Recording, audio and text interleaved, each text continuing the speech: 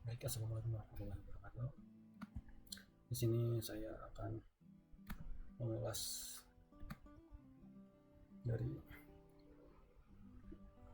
materi pertemuan 3 komponen aktif pada elektronika yang dibuat oleh dosen saya, Pak Asep Arwan Sulaiman STM. Nih, apa itu komponen elektronika aktif? Di sini kita menjelaskan bahwa komponen aktif merupakan komponen elektronika yang memerlukan arus listrik untuk dapat bekerja.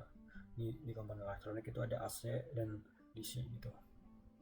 Yang komponen aktif karena jika tidak dialiri listrik maka rangkaian elektronik tidak akan aktif atau bekerja itu.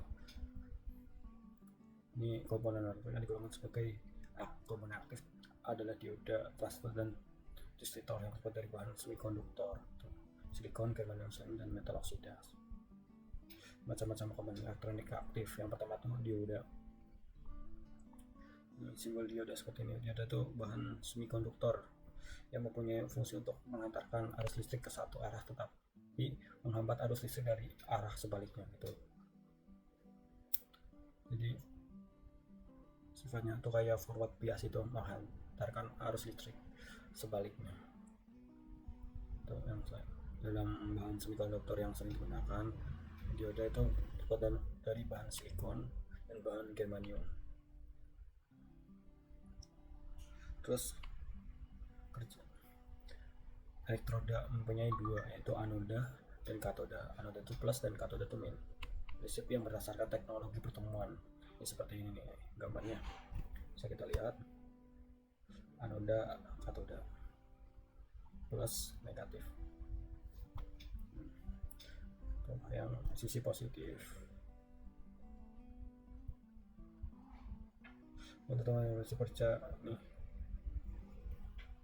cara pemasangan dioda tuh kan. Ini dioda mengatakan listrik lampu itu on, dioda menghambat arus listrik lampu tidak menyala off. Itu kalau diodanya masangnya berarahan dengan plus kan. Namun kalau searah dengan plus maka lampu on seperti itu. Terus dioda tuh memiliki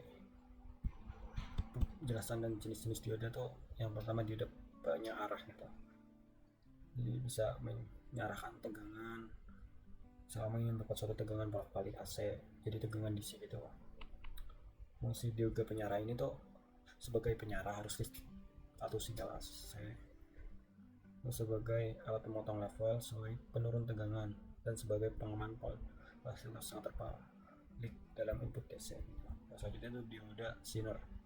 Nih dapat proses dirakain reverse bias balik gitu kan, forward bias maju. Terus dioda Zener ini karakteristiknya tuh dioda normal pada umumnya. Bisa kita lihat bahwa dioda Zener ini menyalurkan alur listrik yang ke arah berlawanan jika tegangannya diberikan melampaui batas gitu, breakdown dari tembus dioda Zenernya gitu. Nih selanjutnya transistor. Nih transistor mesti udah sering pada lihat gitu ya, alat elektronik. Ini berfungsi semikonduktor yang berfungsi itu sebagai penguat, penyambung, pemutus, dan stabilitas tegangan hingga modulasi sinyal gitu. Ini kebanyakan buat penguat gitu. Terus fungsi transistor tuh, yang pertama tuh sebagai penguat amplifier gitu, kedua sebagai saklar. Jadi bisa dua di penguat tersebut, bisa common emitter, common collector, terus sama common base. Terus di transistor sebagai saklar switching tuh fungsinya tuh dia akan memutus dan menyambungkan suatu arus gitu, kayak seperti kita ibaratkan seperti keran gitu, keran air. Dia tuh bisa mati kalau nggak seperti stop kontak gitu.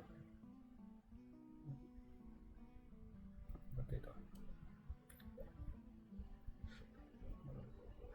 Kelebihannya tuh tidak menimbulkan percikan api saat switching dari on ke off itu, begitu pun sebaliknya gitu kan, sangat cocok buat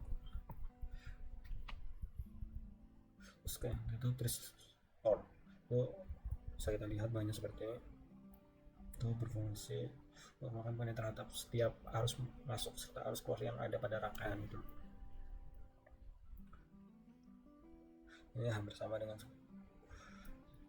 tapi ini lebih otomatis itu buka dan menutup itu. Bisa komponen penyusunnya si transistor tuh ada gerbang katoda ini plus negatif itu. Fungsi transistor tuh fungsi untuk memutus serta menyambungkan arus listrik pada sebuah rangkaian, ya kan, bisa memupus bisa menyambungkan. Fungsi yang lebih rincinya itu sebagai penyara untuk mengubah daya, digunakan untuk mengatur serobot frekuensi, dan juga kecepatan, digunakan untuk mengontrol suhu atau temperatur, digunakan untuk kontrol cahaya dan banyak lainnya. Terus cara kerjanya gimana sih? Cara kerjanya yaitu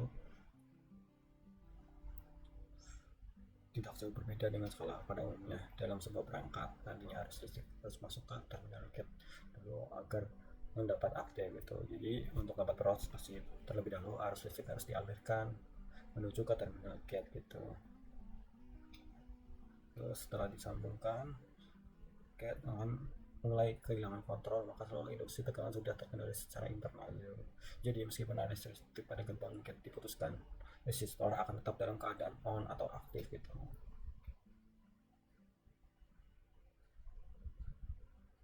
Oke, itu aja, sekian, terima kasih. Wassalamualaikum warahmatullahi wabarakatuh.